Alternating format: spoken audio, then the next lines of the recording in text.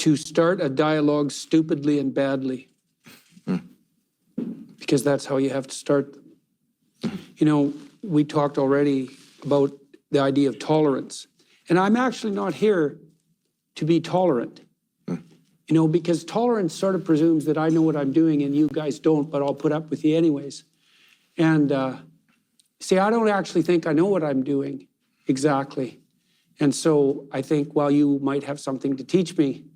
And so it's not so much tolerance as, I would say, hopefully something approximating an expression of reasonable humility, which is, well, first of all, we occupy the same space. And as far as I'm concerned, it'd be better if we got along. And we've all had our own revelations, you know, personally and let's say socially.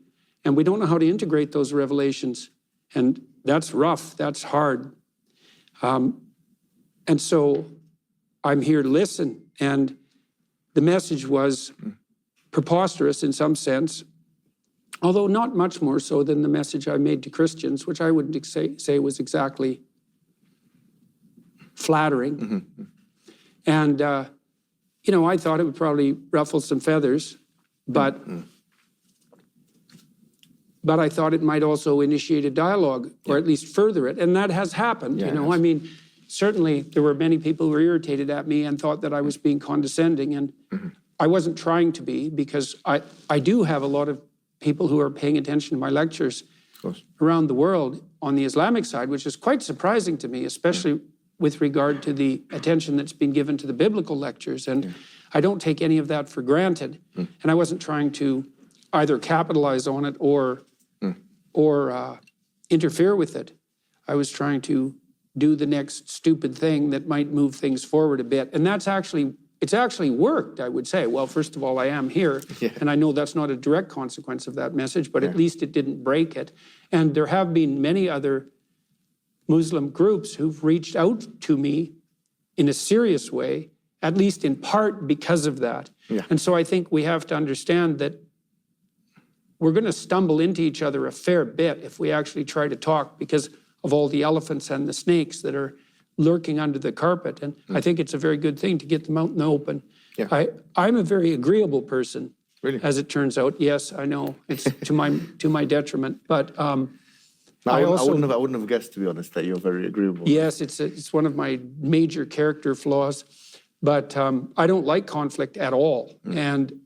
But the reason I would say I'm prone to engage in it is because sometimes what's under the carpet needs to be revealed, because it's going to cause a lot of trouble if it just sits there and brews or broods and multiplies. And so it is one of the advantages of disagreeable people, having them around, because they will haul things up for inspection that everyone else might be loath to confront.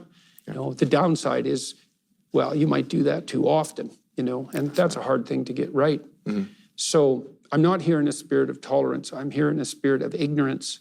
And I'm hoping, see, the other thing I've been thinking through, and you guys can tell me what you think about this, is it seems that in the situation we're in now, sort of globally speaking, that it would be useful for people of religious faith to note that there are other people of religious faith with whom they have much in common, one of them being religious faith, and that they are also confronting, as people of religious faith, a world that is attempting to, let's say, shake itself free of that. And so it isn't exactly obvious to me that it's a great time for people of religious faith to concentrate on their differences, given that there are perhaps more important elephants to address, let's say, or fish to fry. And so I've been I'm very ignorant about the Islamic tradition. And I'm trying to rectify that. It's very difficult to step outside your own culture and to really understand someone else's. And I'm under no illusions, I hope, about the degree of understanding that I've managed, but I have tried to understand what we might share in common.